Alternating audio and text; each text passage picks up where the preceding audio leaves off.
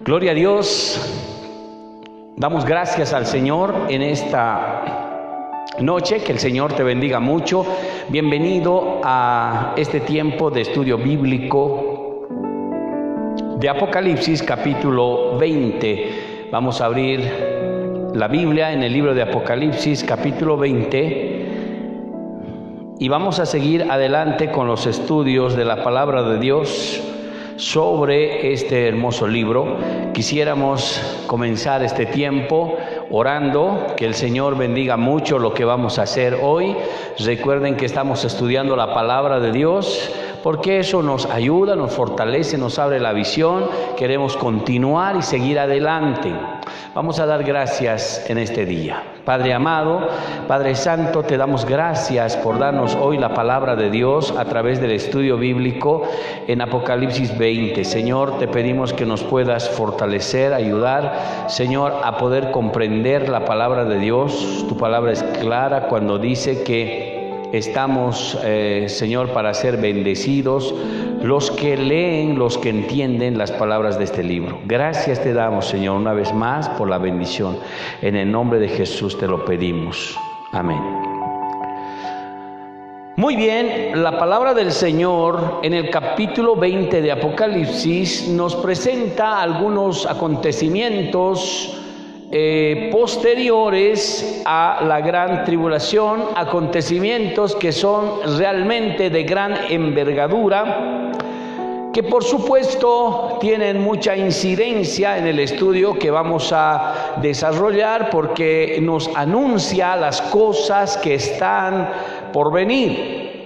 Y dentro de estos acontecimientos, que son tres básicamente, los vamos a ver hoy dos, porque son grandes, aun cuando la Biblia en Apocalipsis lo presente como una mención no tan ampulosa. Vamos a ver que sí realmente es y tiene un contenido mayor. Por eso vamos a dividirlo en dos esta palabra, y vamos a comenzar con la primera. El versículo 1 dice así la palabra del Señor: vi un ángel que descendía del cielo con las llaves del abismo y una gran cadena en la mano. En primer lugar, vamos a hablar del final de Satanás. A partir de aquí vamos a ir entendiendo cómo Satanás llega a terminar su propósito, su ministerio delante de Dios, y vamos a comenzar viendo su caída. Recuerden que en Apocalipsis estamos viendo el fin de todas las cosas, como por ejemplo el fin de la gran Babilonia, aquella iglesia apóstata que cayó en una hora, en los capítulos 17 y 18. Y aquí vemos la caída también de Satanás, que comienza con una gran visión en el cielo, un ángel que tenía en las manos las llaves del abismo y una cadena en la mano. Estas llaves, por supuesto, del abismo podían entenderse con, digamos, aquellas llaves que se abrieron para que los demonios puedan salir del abismo, que estaban encerrados en una prisión. Es decir, el abismo tendría que ser una prisión. En el libro de 2 Pedro 2:4 dice que fueron abiertas y salieron esos demonios que estaban destinados para el tiempo del juicio, y esos demonios tendrían que ser parte de las plagas, parte de los juicios de Dios para los días de la gran tribulación. Eran ángeles caídos que estaban encerrados por mucho tiempo, predestinados para el tiempo del juicio. Por supuesto será el juicio de la gran tribulación. Pero noten ustedes que el abismo es una prisión, y estas llaves del abismo tienen justamente el propósito de mostrarle al diablo que Dios tiene autoridad para encerrar a los ángeles caídos en el abismo, cerrar la puerta y que no salgan más en ese abismo, que es un lugar de prisión para demonios. Por esto el ángel también tiene una cadena, dice, en la mano, para justamente apresar a ese demonio, al demonio mayor, a Satanás. al jefe de todos los demonios y por supuesto con sus demonios subalternos. Por eso el versículo 2 dice: y aprendió al dragón, la serpiente antigua, que es el diablo, Satanás, y lo ató por 1000 años. Prendió al dragón. Miren los nombres que tenía. La serpiente antigua, haciendo alusión a la serpiente que tentó a Eva, que desde ese tiempo hasta el día de hoy, como Satanás y como el diablo, hermanos, tiene un solo ministerio. Y el ministerio que él tenía y el propósito era de engañar. Estas cadenas, por supuesto, que con las cuales apresarán al demonio, son cadenas especiales, que tienen seguramente algún material de aleaciones muy extraños, que le anularán el poder a Satanás, le anularán la fuerza de Satanás y estará aprisionado. Dice que el tiempo que estará allí serán 1000 años, dice el versículo 2. Y de paso dice también en el versículo 3: y lo arrojó al abismo y lo encerró y puso su sello sobre él, para que no engañe más a las naciones hasta que fuesen cumplidos 1000 años. Después de esto debe ser desatado por un poco de tiempo. Noten ustedes que aparte de las cadenas y la prisión hay un sello de Dios, como diciendo la garantía de que no va a salir de allí hasta que Dios lo diga, porque después será soltado con otro propósito, pero solo por un breve tiempo. Noten ustedes la supremacía de Dios sobre Satanás. Los seres humanos no debemos pensar que el diablo tiene poder. En esencia, sí, el diablo tiene poder mayor al de nosotros, pero no tiene poder mayor al de Dios. Dios es todopoderoso. Él decide. Él sabe cuándo, hasta dónde llega Satanás. Él fue el que lo lanzó por tierra cuando él quiso hacerse Dios en el cielo. Dios es tan poderoso que ni el mismo diablo lo sabe.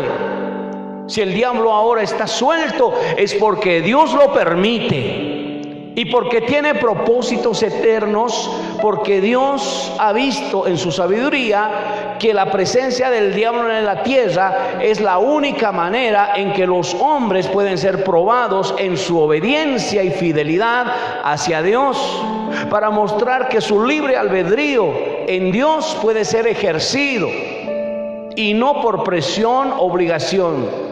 Dios nos ama y la mejor expresión de amor que alguien puede dar a la otra persona es el libre albedrío, porque nadie puede obligar a nadie a amarle, nadie puede obligarle a otra persona a seguirle, a serle fiel. Eso sería un engaño, una mentira, una hipocresía. El Señor nos ha dado libre albedrío para que nosotros por voluntad propia lo amemos a Él. Y hay muchos que amamos a Dios de todo corazón.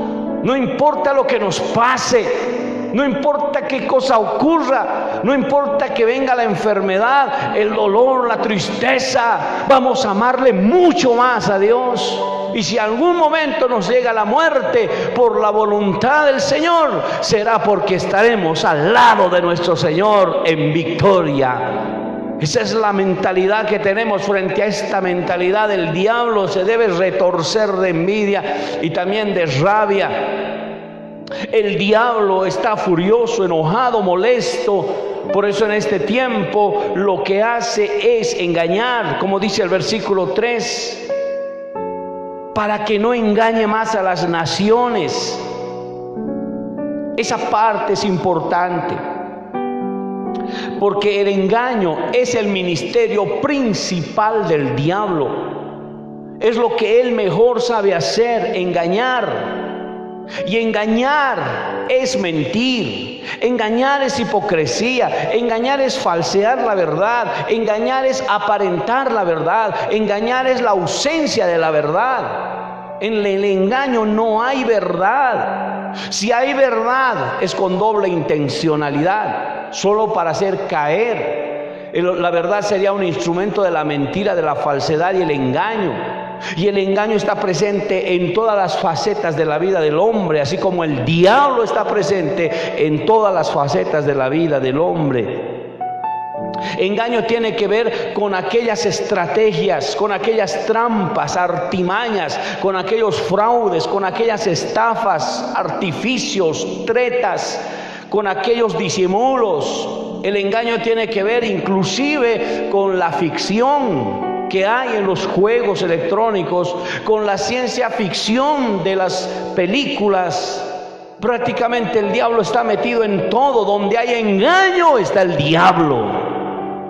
Esa es una ley. Satanás está bien organizado. Está metido en todas las facetas de nuestra vida. El engaño en el matrimonio se llama infidelidad y es obra del diablo. El engaño en la vida moral de los jóvenes se llama fornicación y es una obra del diablo.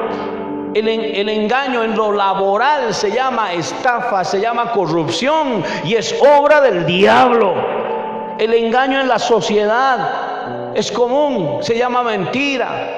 Papá Noel es una mentira, San Valentín es una mentira, la suerte es una mentira, el horóscopo es una mentira, la casualidad es una mentira, la coincidencia es una mentira, la adivinación es una mentira. Hermanos, los pronósticos, los augurios son una mentira. Todo es obra de Satanás. Porque dice este versículo 3 que esa era la manera en que él trataba con la gente en la tierra, engañando. El engaño es una gran mentira de Satanás. Satanás está en todo, hermano. Cuando alguien, por ejemplo, quiere obrar en engaño, Satanás se está moviendo. Inclusive el engaño está en los juegos electrónicos, juegos tecnológicos, porque te llevan a una fantasía que no es una realidad. Y entonces el diablo se empieza a mover, porque en muchos de estos juegos ha llevado a muchos jóvenes, niños, a comportamientos terribles, al suicidio, a la matanza. Hay casos en los cuales uno podrá decir, bueno, yo puedo controlar todo eso. Querido hermano, cuando esto avanza y sigue, va a terminar en una mala consecuencia. Realmente es obra del diablo. Alguien me preguntó, ¿qué podemos hacer, pastor, si no podemos nosotros frenar? Porque tampoco se puede frenar. No podemos quitarle a los jóvenes el celular, los desconectaríamos con el mundo. No se puede prescindir de los aparatos tecnológicos, el internet, no se puede prescindir.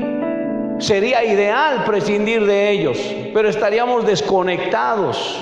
Hoy en día todo es a través de los medios tecnológicos, pero esa es una excusa para que muchos puedan llegar a entrar en el engaño del diablo. Hay engaños que se farsean por medio de las redes sociales. Hay usurpación de funciones con fines personales, intereses personales, económicos. Todo es obra del diablo bajo este principio del engaño. Y si alguien dice, no, eso no es del diablo, no es del diablo. La Biblia dice aquí que él tiene un propósito, es engañar a las naciones. Y donde hay engaño está el diablo. Donde no hay verdad está el diablo. Entonces, cuando alguien me preguntó qué podemos hacer los cristianos, quitarles a ellos todo esto, creo que la solución no es quitarlos. La solución, y he aprendido, es pelear con la palabra de Dios. Porque cuando la palabra de Dios, que es verdad pura, verdad absoluta, corre por medio de las redes, corre por medio de la enseñanza, corre por medio de los padres a los hijos, corre por medio de la lectura de la Biblia, de la enseñanza y de la palabra, tendremos la opción nosotros de poder descubrir la falsedad del diablo y tener temor de Dios. Y si bien los jóvenes se dejan llevar por las tecnologías en cierta manera, la verdad que es la palabra de Dios terminará prevaleciendo, porque en medida que vayan creciendo, ellos irán entendiendo que no pueden seguir a la mentira, porque la mentira les hace daño, la mentira les hace llorar, la mentira les destruye. Pero como los jóvenes no tienen palabra, la gente no tiene palabra, no tienen opción. Viven la mentira, sufren su mentira y siguen con la mentira. Por eso es importante predicar el evangelio de verdad, la palabra de verdad, y no la palabra falseada, porque también hay engaño teológico. Cuando la palabra es falseada, como dijo Pablo en el libro de Gálatas 1:6 en adelante, no es que haya otro evangelio, sino que hay algunos que perturban el evangelio, quieren cambiar el evangelio, darle otro sentido, otra dirección, un engaño de Satanás.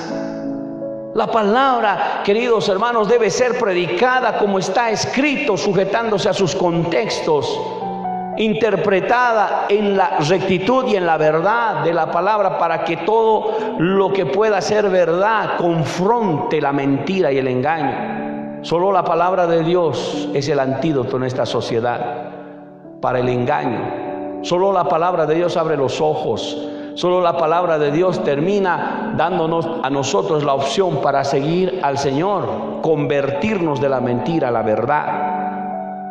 Seguir a un Dios de verdad y no un Dios de mentiras. Entonces debemos darnos cuenta. Los jóvenes no se dan cuenta al principio porque en sus emociones afloran sus sentimientos, pero se darán cuenta cuando empiecen a vivir las consecuencias del engaño y la mentira, porque el diablo ha venido a robar, a matar y a destruir, pero Jesús ha venido a dar vida y vida en abundancia. Satanás será suelto después de un tiempo, de un breve tiempo. El versículo 3 dice: y lo arrojó al abismo y lo encerró y lo puso un sello sobre él para que no engañase más a las naciones hasta que fuese cumplido 1000 años. Después de esto debe ser desatado por un poco de tiempo. Y el versículo 7 dice: cuando los 1000 años se cumplan, Satanás será suelto de su prisión. Entonces Satanás vuelve otra vez. Está aprisionado por 1000 años y allá está en espera. Para Satanás, yo creo que tampoco es mucho tiempo. Si para Dios un día es como 1000 años, 1000 años como un día, para los seres angelicales muy posiblemente tengan esa concepción de tiempo, esa noción de tiempo. Por eso el diablo está activo en esta tierra desde el principio, desde Génesis, desde que era la serpiente antigua. Está presente. Ahora dice que saldrá nuevamente a engañar. Dice el versículo 8: y saldrá a engañar. Miren otra vez, ¿no? El ministerio principal del diablo. ¿Qué es lo que primero que va a hacer cuando salga? Engañar nuevamente a las naciones que están en los 4 ángulos de la tierra. Dice a Gog y a Magog, a fin de reunirlos para la batalla, y el número de los cuales era como la arena del mar. ¡Qué tremendo! Gog y Magog. Esto se puede interpretar a la luz de Ezequiel capítulo 38 verso 2 al 4, cuando presenta a Gog como un líder principal, príncipe de Ros, y Magog sería la tierra que consta justamente de Roc, Mesec y Tual. Gog, lo que sería la antigua Rusia, que estaba ubicada como un pueblo nómada entre el mar Negro y el mar Caspio. Algunos otros tienen opiniones contrarias y dicen que el Gog de Apocalipsis no es el mismo Gog de Ezequiel capítulo 38, por las condiciones y las diferencias que tienen. Bueno, no hay mucho detalle en el libro de Apocalipsis, puede ser como no puede ser también, pero lo más importante que podemos rescatar es que en el norte de Palestina proféticamente tendrá un cierto poder de protagonismo y hegemonía en algún tiempo de la historia. El norte de Palestina, donde se encuentra Rusia, proféticamente hablando, para los tiempos del fin. Satanás, ¿qué hará? Engañará a esas naciones, los reunirá, dice, pero también serán juzgados. El versículo 9 dice: y subieron sobre la anchura de la tierra, rodearon el campamento de los santos y la ciudad amada, y de Dios descendió fuego del cielo y los consumió. Entonces va a ser como una especie de Armagedón, donde nuevamente el Señor juzga y pelea, pero no lo hace con la espada de su boca. Aquí dice que simplemente desciende fuego. fuego del cielo, una matanza tremenda, serán consumidos, quemados, todos ellos que también le creyeron al diablo. Miren ustedes, el milenio será un tiempo donde no habrá demonio, y cuando el demonio regresa vuelve a engañar a las naciones. Todavía hay mucha gente que en su libre voluntad va a seguir al diablo en ese tiempo. Pero ahí se termina el fin de Satanás, porque después de que son juzgados, dice el verso 10, y el diablo que los engañaba fue lanzado en el lago de fuego y azufre, donde estaba la bestia y el falso profeta, y serán atormentados día y noche por los siglos de los siglos. Este, verso 10, es el fin de Satanás y sus demonios, hermano. Ahí termina el diablo su propósito. Razón, en el libro de Mateo capítulo 25 dice que el infierno está preparado para Satanás y sus demonios. Él ya está juzgado, él ya no será restaurado ni perdonado. Él está camino al infierno porque su corazón es tan maligno que nunca cambiará. Y él irá al lago de fuego y azufre, que es el infierno, por supuesto fuera de la tierra, en el espacio, donde ahí seguramente ya estarán la bestia que fue juzgada también y el falso profeta en Apocalipsis capítulo 13, cuando los juzga y los lleva a ese lugar, a estos dos emisarios del diablo, que también tuvieron poder por 42 meses para engañar a la tierra, pero cuando Jesús vino por segunda vez, los envió justamente a el lago que arde con fuego y azufre. Y allá, oiga bien, serán atormentados día y noche por los siglos de los siglos, es decir, eternamente y para siempre. Y no solo ellos, recuerden que a ese lugar va el falso profeta, la bestia, el diablo, y después le seguirán aquellos que le han seguido en esta tierra, porque Apocalipsis 21:8 dice: pero los cobardes e incrédulos, los abominables, los homicidas, los fornicarios, los hechiceros, los idólatras y todos los mentirosos tendrán su parte en el lago que arde con fuego y azufre, que es la muerte segunda. Y esto pasó después del juicio del gran trono blanco, que lo vamos a ver la próxima. Entonces muchos por estos pecados también seguirán al diablo. Como le siguieron al diablo en la tierra, le seguirán al diablo en la eternidad.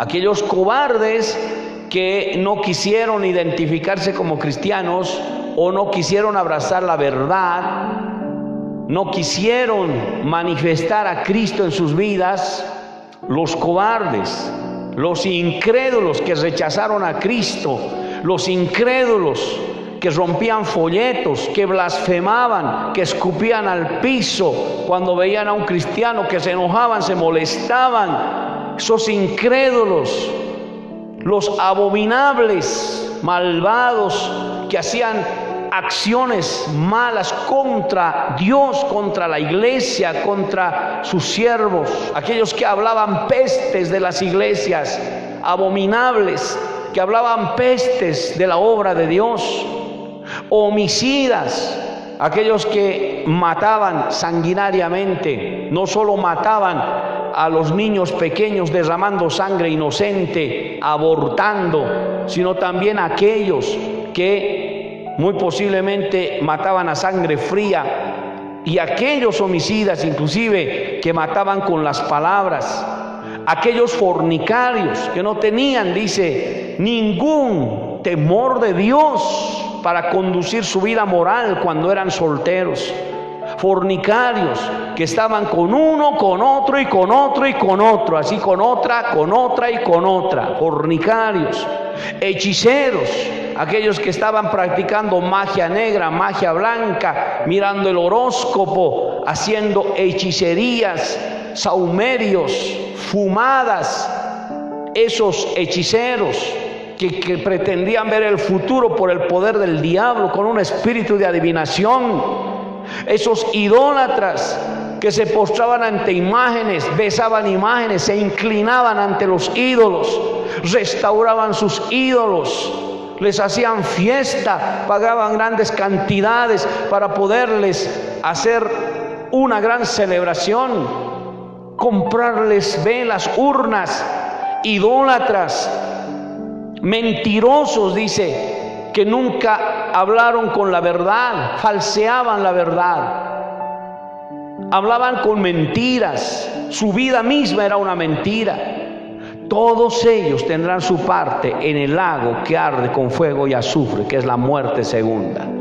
Por esta palabra, hermanos, esos se condenarán.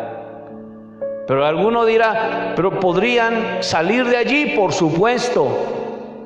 Podrían dejar de ser cobardes, podrían dejar de ser incrédulos, abominables, homicidas, fornicarios, hechiceros, idólatras y mentirosos, sí. Y la única manera de dejar todo eso es renunciando, abriendo su corazón al único Dios y Salvador Jesucristo, recibirlo en sus corazones, guardar la palabra de verdad, caminar por esa puerta estrecha y camino angosto que les lleva a la vida eterna y buscar a Dios con todo su corazón. Esa es la solución para todos aquellos que todavía quieren arrepentirse. Las puertas del cielo están todavía abiertas, se cerrarán cuando el Señor venga por su iglesia. Y nadie más podrá allí, de los que tendrían oportunidad en este tiempo, eran creyentes, más bien dicho, podrán salvarse. Y aquellos que en ese tiempo de la gran tribulación puedan creer, se abrirá una pequeña puerta para salvación exclusiva de aquellos judíos y de ese pequeño pueblo, tribu, lengua y nación de todo el mundo, que en ese tiempo tendrá que pagar con su vida para salvarse del nuevo orden mundial. Entonces es importante entender que al lago que arde con fuego y azufre se irán mucha gente, no porque Dios los manda, porque ellos quisieron seguir siendo engañados y manifestaron estas conductas para entrar al infierno. Entonces es importante.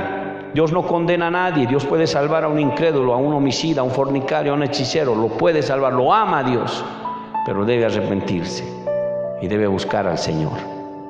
Entonces, queridos hermanos, el versículo 2, vamos a ir al versículo 2 del capítulo 20 de Apocalipsis, y ahora veamos algo más sobre esta parte. Dice: y aprendió al gran dragón y la serpiente antigua, que es el diablo, Satanás, y lo ató por 1000 años.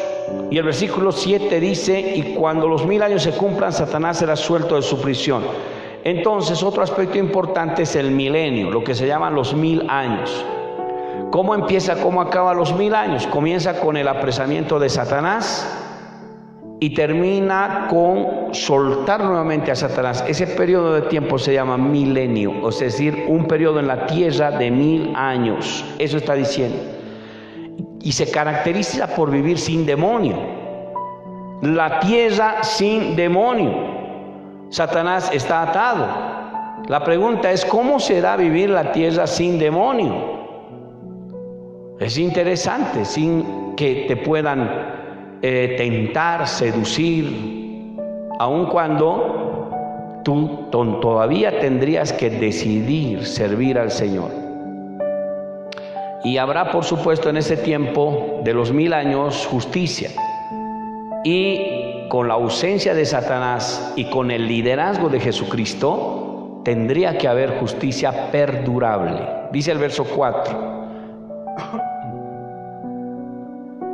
y vi tronos, y se sentaron sobre ellos los que recibieron facultad de juzgar, y vi a las almas de los decapitados por causa del testimonio de Jesús, por la palabra de Dios, y los que habían adorado a la dice, y no habían adorado a la bestia ni a su imagen, que no recibieron la marca en sus frentes ni en sus manos, dice, y vivieron y reinaron con Cristo 1000 años.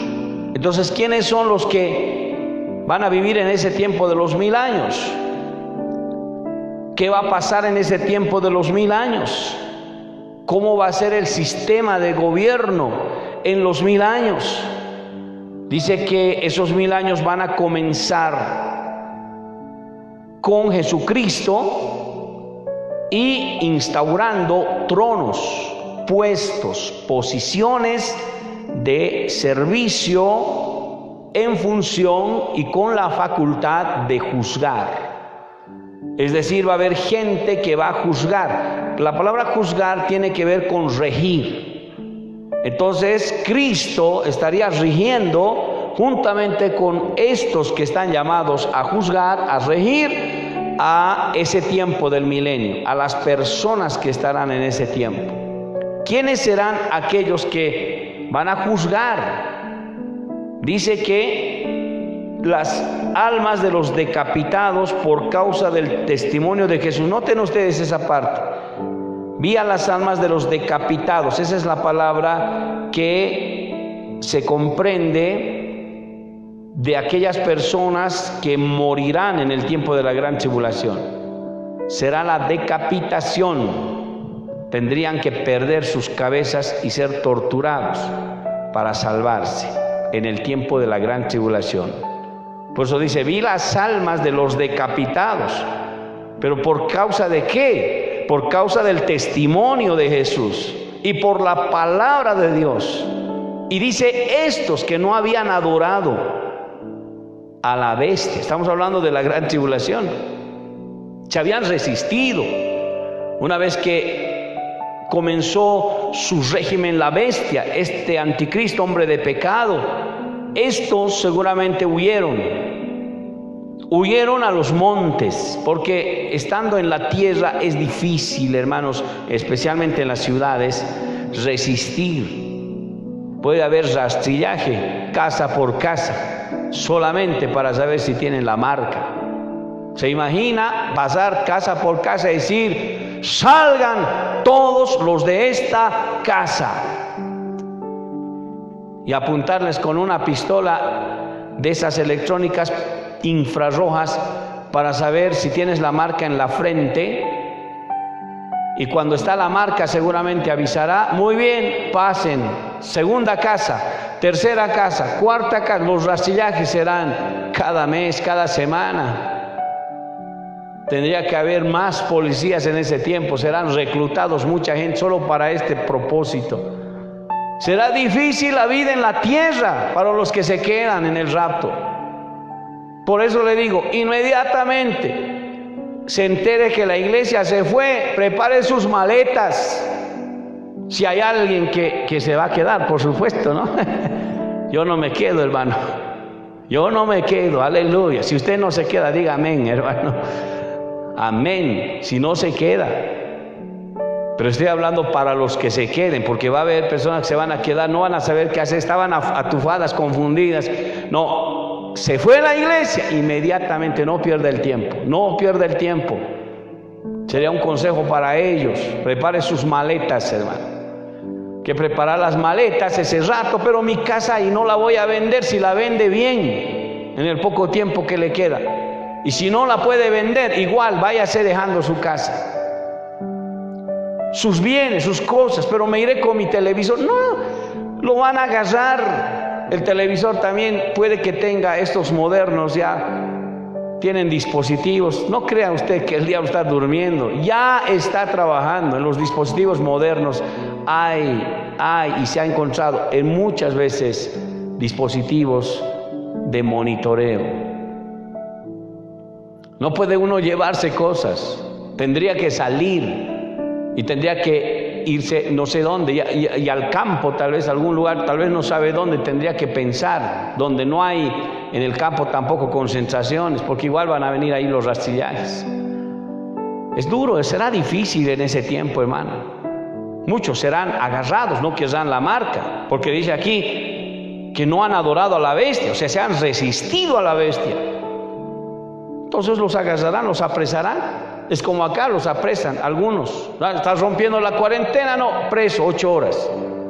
Como esto es algo que que ya te hace entender de lo que puede pasar en ese tiempo. Ya, pero preso ¿para qué? Preso para siempre, preso torturado, hasta que renuncies a tu fe, te hagas poner la marca. ¿Qué te cuesta? Es algo sencillo, es bueno para ti, para tu familia, te dirán que eso es importante, que es como el carnet, no es nada más. No creas eso de la Biblia, es cuento.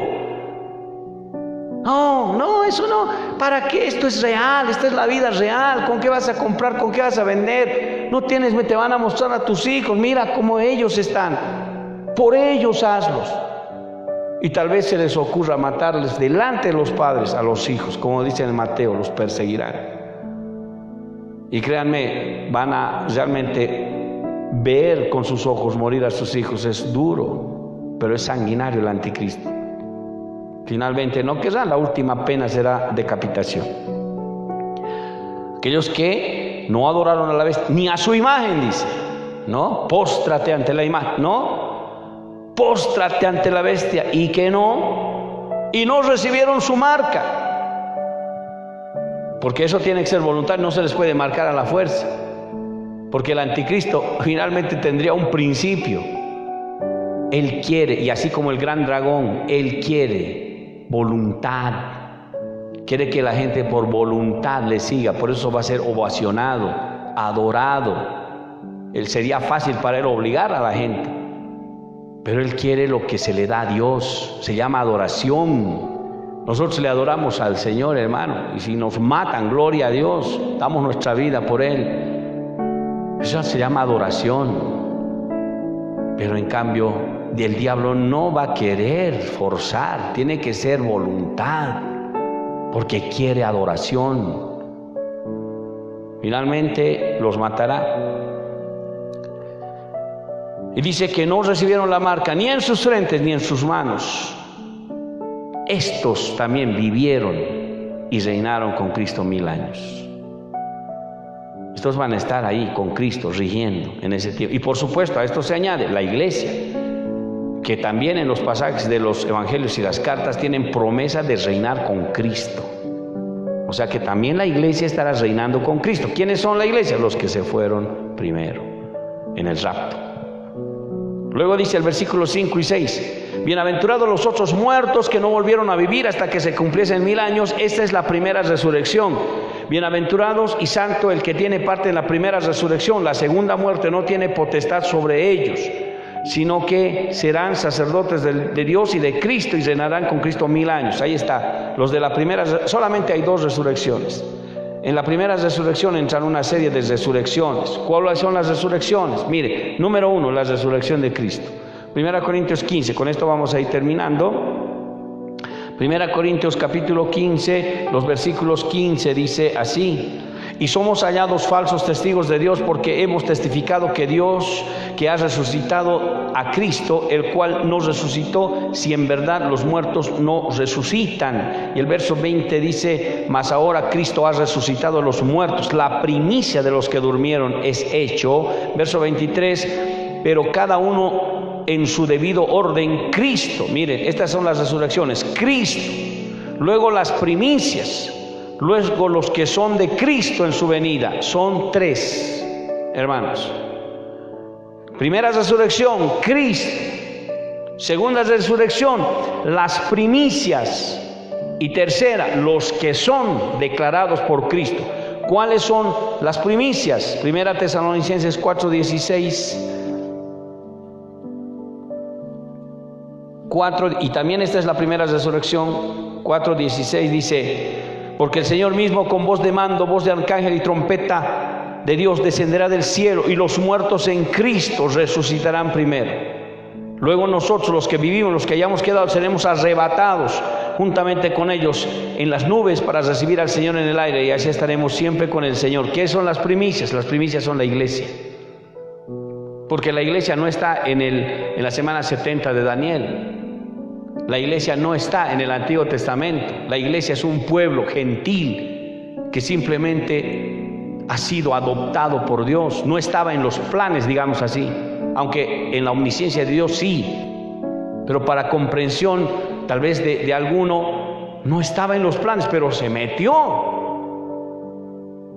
Y estos que le amaron de todo pueblo, tribu, lengua y nación, gentiles que tenían sus prácticas paganos, idólatras, dejaron todo eso por fe y en sus pueblos gentiles se acercaron al Señor y le adoran ahora en las iglesias, en las congregaciones, le buscan al Señor.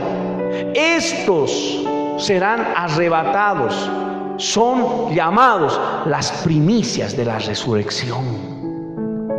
Los muertos resucitarán y los vivos serán transformados y subirán las primicias de la resurrección. Y es por esa razón que estamos esperando ese momento nosotros, la iglesia.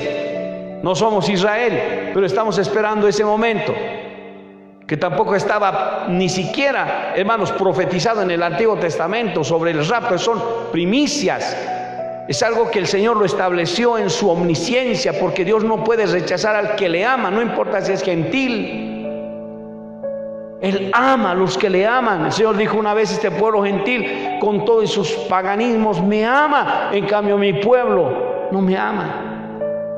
Mi pueblo está fornicando, mi pueblo está adulterando, mi pueblo me ha dejado.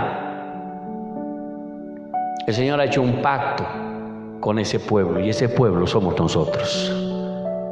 Y nosotros seremos las primicias que seremos levantados por nuestro Señor Jesucristo. Después de eso, nuevamente el reloj de Dios se activa para con lo que se llama Israel desde el Antiguo Testamento. Se activa y comienza la semana 70 y ahí termina todo. Somos primicias, hermano. Somos elegidos, somos escogidos, somos adoptados. Es como un papá ir a un lugar para adoptar a un hijo y entre 50 escoge al que él quiere, al que desea. No sé qué le llamó la atención, pero lo escogió, y ese ya no estará en el orfanatorio. Ese ahora tiene una casa, ese ahora tiene unos padres, ese ahora tiene toda la facultad, la bendición y la herencia seguramente. Eso es lo que nos pasó a nosotros, siendo un árbol silvestre con pecados, viniendo de padres tal vez idólatras, abuelos idólatras, teniendo otro tipo de pensamiento. Hemos aceptado a nuestro Salvador, tenemos a nuestro Señor Jesucristo, y ahora le seguimos a Él, al Dios de Israel, al Dios Todopoderoso. Y por eso estamos contentos, porque el Señor tiene una promesa para nosotros. No lo olvide, nos va a librar de todo lo que va a venir en la tierra. Dice la palabra del Señor, volvemos, ¿cuáles son aquellos también llamados, digamos, los que son de Cristo? Serían estos santos del Antiguo Testamento también, y los que serán salvados en la gran tribulación.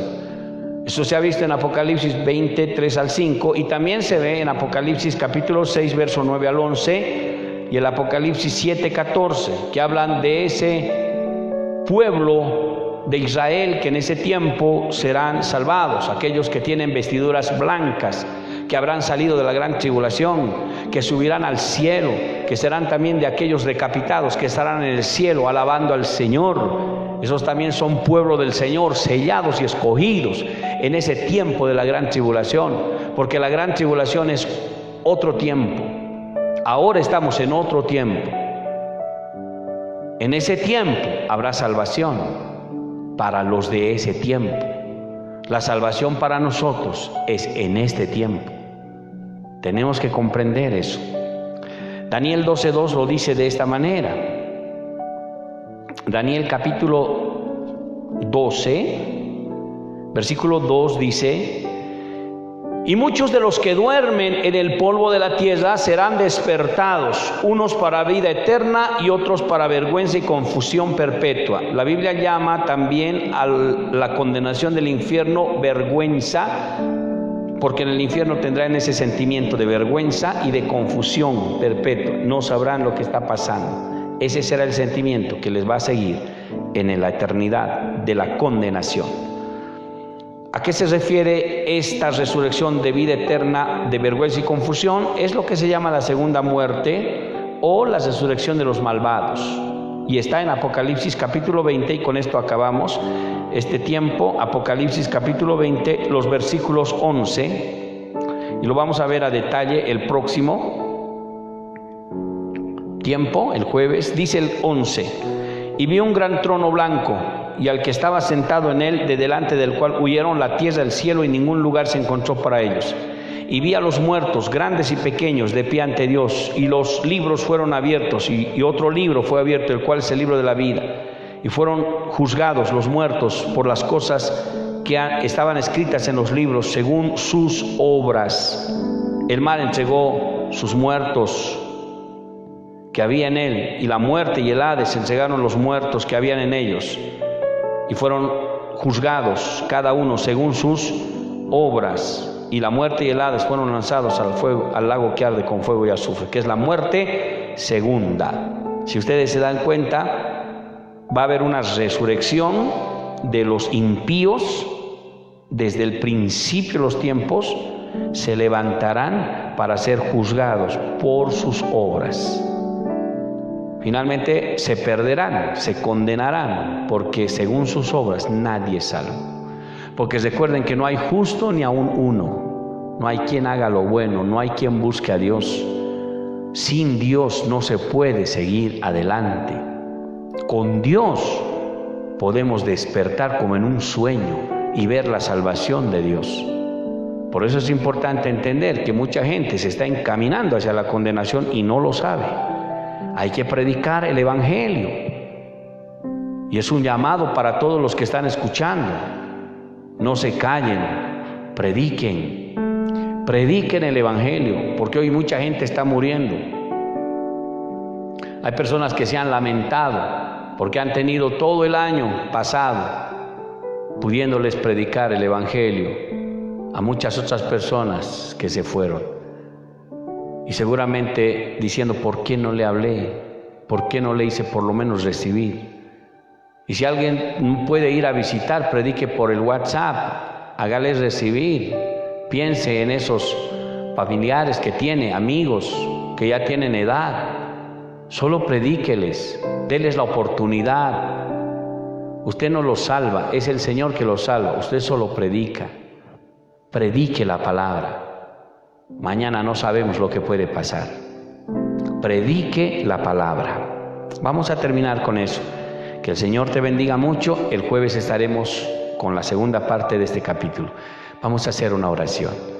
Querido Padre amado, Padre Santo, te damos las gracias por este precioso tiempo que nos das de compartir este tiempo la palabra de Dios. Señor, qué bueno es leer la Biblia, saber que nuestra fe puede ser alimentada a través de las lecturas de la palabra, la interpretación de la palabra y por supuesto la enseñanza del Espíritu Santo que estará en cada uno de los que están escuchando, porque tú, siendo el verdadero maestro, Señor, estás enseñándoles a ellos por medio de la palabra lo que deben hacer. Señor, qué bueno es tener esa motivación, esa inspiración, esa fuerza para saber que lo que estamos haciendo es bueno, es correcto, está en la verdad. Señor, es el tiempo del arrepentimiento, es el tiempo de volvernos a Dios, es el tiempo de dejar la iniquidad, la maldad, el pecado. Es el tiempo, Señor amado, de purificar nuestros corazones. Es el tiempo de practicar la justicia y la verdad. Es el tiempo de dejar la inmundicia, la falsedad, el engaño, la mentira y la maldad. Es el tiempo de dejar la carnalidad. Es el tiempo de dejar las prácticas engañosas, mentirosas. Es el tiempo, Señor amado, del arrepentimiento. Como tu palabra dice, les he dado tiempo para que se arrepientan. Pero qué tristeza cuando sigue diciendo, pero no han querido arrepentirse. Es el tiempo de levantarse, a velar y a orar, a buscar la presencia de Dios, porque el tiempo está cerca.